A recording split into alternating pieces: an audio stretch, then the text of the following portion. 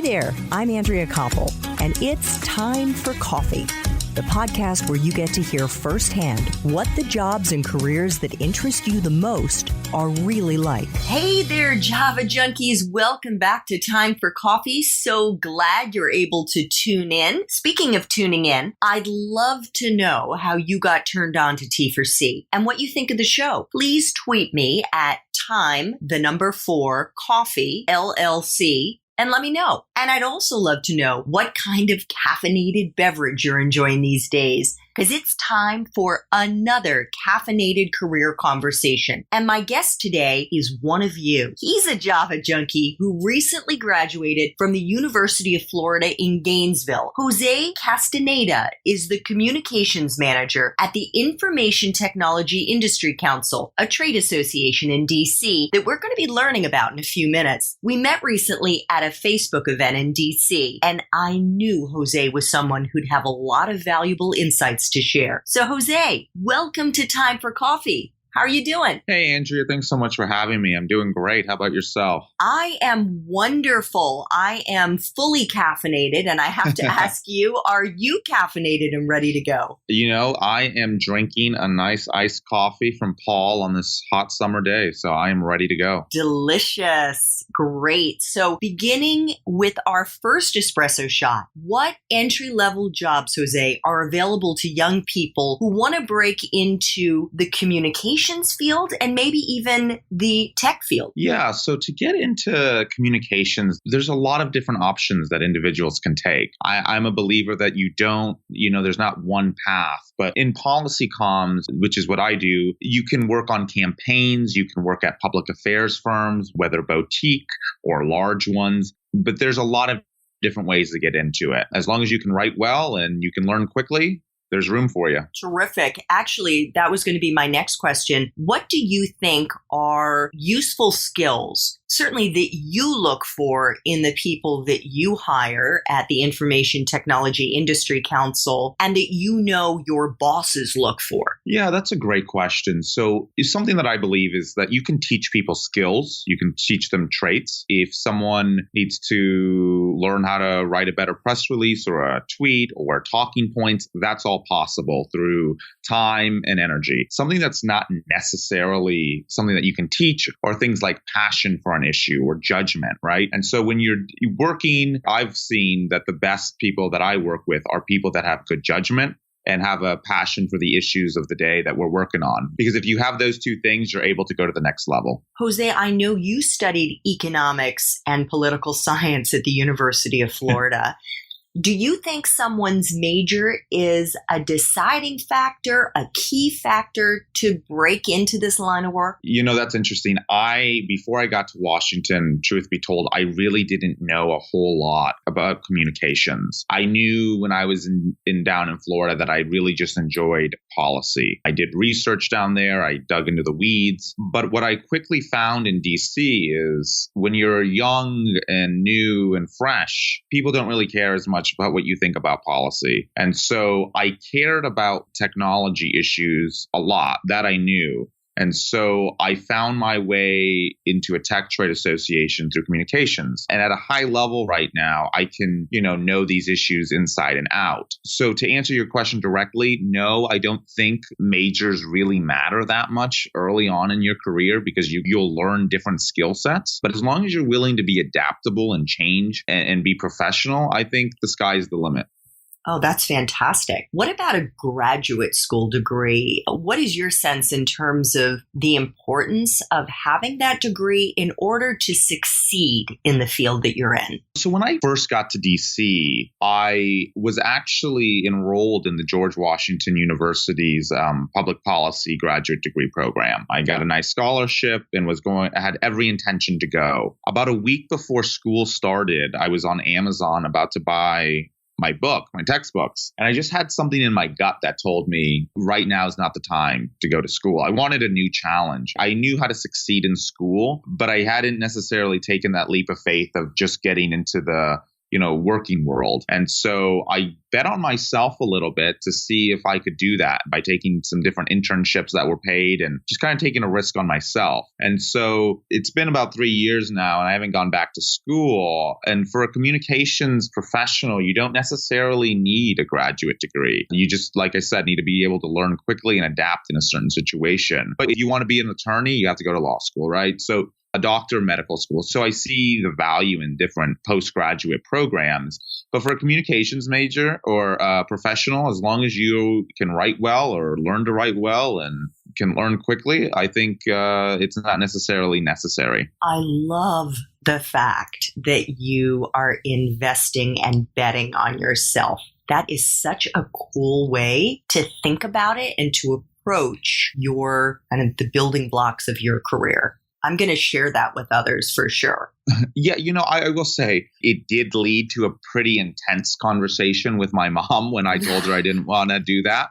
I won't say it was like the easiest thing that just happened. There were some moments where, I second guessed myself early on. But as time has played out and I've been able to find some degree of success, I don't regret it at all. I think I'm better off for, taking that bit of a risk on myself. I think if something doesn't necessarily feel right and you're early on in your career where you can take a bit of a chance and a risk, and I know not all people can, I would highly recommend one does that. And I would also say, Jose, my goodness, you are still so young, and never say never, but I think you did the most important thing, which was to listen to your gut. So Jose, what kind of life experiences do you think are most useful for someone trying to break into this field? The most useful life experiences, I think, and I'm going to harp on this a bit, whenever you're trying to break into anything, it's just your ability to listen, to learn, and to adapt. And so, coming to Washington, I didn't have any family here. I didn't have any friends. I was pretty green. And so what I learned fairly quickly is, you need to be able to make friends quickly and you need to make allies fairly quickly because this town does run a lot on connections. And so that is something that I think is fairly important for anyone, is being able to network and to talk to people and have people that you work for trust you. In addition to that, coming to a town that's primarily pretty white and affluent, which is something that's not in my background, it was also a learning curve to understand the culture of a city in a new place. And so you not only need to know the right people, but the right people need to think that you're a part of them or willing to invest in you as well. So that's what I would recommend. What is the best part for you of being in the field of policy communications and tech? The best part about doing this job is one, I really enjoy talking to reporters. I think reporters are really interesting. I think they're smart at a, pretty foundational level. They keep all the secrets of the city, if that makes sense. Mm-hmm. And so it's always interesting to talk to them about a wide range of issues, whether, about different policies or just the gossip around town. They just know what's going on really well. So I've always found their perspective and insight to be pretty interesting, especially since their day-to-day is not to provide insight, but it's more to provide just hard facts and news. But I'm always interested in hearing what they think about things. In addition to that, working for the technology industry or advocating for them is a pretty fascinating thing to do right now. We're living at a time where there's a lot of gray area in laws and in policy, and we're remaking society to a degree where it's just ambiguous. And so you have this opportunity to truly create something new, create new laws and protections for individuals on a wide range of issues, whether it's cybersecurity or privacy or workforce issues. Those things excite me. When I wake up, I'm more than eager to get to work to truly stamp the future. And that, not everyone gets to do that, but we're living at a time when we're going through a bit of a transformation. And I, wanted to come to Washington to get things done, and no better place and time to do that than in the tech space. I think that is a great endorsement for what you're doing, and it sounds fascinating, and I'm really looking forward to digging into that in our main T4C podcast in a few minutes. So the flip side for you, Jose, what is the part of your current job that sucks the most? Every part of the job is great. I'd say, and this is true of any place that one works, it's just at times the internal politics. I think you have to figure out and navigate certain things. And sometimes you come to work and you want to just get things done, but sometimes there are other barriers that make it a little difficult. And you just have to navigate that. Different personalities, resources are finite. And so the internal politics part is just something that I'm not always thrilled about, but that's any job that you go to, right? So it's just part of it. It's something, whether you're new in your career or a veteran, you just will have to work through and deal with, and nothing awful about it. It just, that's part of the game. Exactly. I was going to say, I don't know anyone who says the best part or one of my favorite parts of my job are office politics. So Jose, what is the best career advice you've ever gotten? Best career advice I ever gotten was when I was an intern at AT&T. One of my bosses told me, he's like, this city, there are two types of people in Washington. There's one that knows people,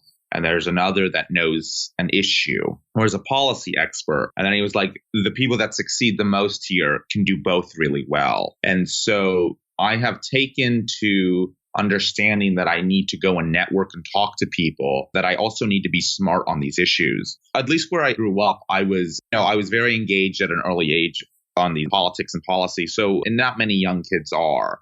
And so where I grew up, I was known as someone that was a bit nerdy on these issues and one of the smartest people on it. You get to Washington, everybody knows something. So you just have to take that to the next level and continue to work at it. And so I'm trying to make my, in a sense, a brand of being like, when people my age or people around town think about tech, they think about me or tech policy, right? And so I'm trying to know these issues and know the people that influence. So that has driven me from an early stage. What fantastic advice. What about movies or fiction books that you think accurately depict this profession? I don't know necessarily about movies. I'm not huge on movies, but I will say Veep does an excellent job of depicting Washington. I agree. I have seen a lot of different shows about this city, and there's House of Cards, there's The West Wing, and, I found the House of Cards to just not be at all. I wish it was that fascinating. And then I found The West Wing to be it just was too holier than thou, if that makes sense. And it's just too pure. And like at the core of it, I think we all wished it was like that. But I found Veep to be, there are just random events that happen day to day that just drive your day. And you're kind of like, to some degree, we're all learning this stuff on the go. And this administration has shaken up Washington in a new way and how we operate to a degree. And I feel more and more we're all just kind of trying to figure it out. And some days it just feels like Veep. And I watched that and I was like, how do they know that is what I just went through for 9-10 hours today? How many Jonahs do you know? Yeah.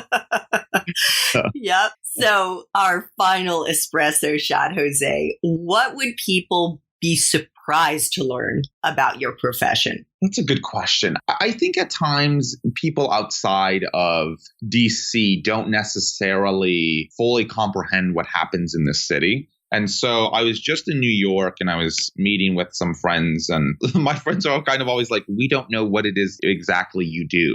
And so to answer your question, I think people would be surprised at the basic level of what I do. But I think in general, I think as a communications person, a lot of the work that is done, that like you made an impact, right? Because you shared something on background where your name's not on it, but your fingerprints, where you influenced. So if they knew necessarily the games being played to shape stories and narratives to the degree that that's happening in a strategic way, I think at times could probably be surprised by that. Like it's not just, a reporter stumbles upon something it's written about and it happens. Things are strategically done in a certain way at a certain time. And like thoughts are put into it in a serious way to ensure that my boss is happy, our members are happy, whoever you're working for or on behalf. And so I think that type of stuff behind closed doors in a way, I think could surprise people. Jose, thank you so much for making time for coffee with me and the Java Junkie community today. I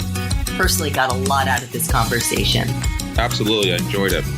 Thanks so much for listening to Time for Coffee, where the professionals in the jobs that most interest you always have time to grab coffee 24/7, no matter where you live. I have one quick favor to ask you. Remember to rate, review, and subscribe to Time for Coffee. Thanks so much.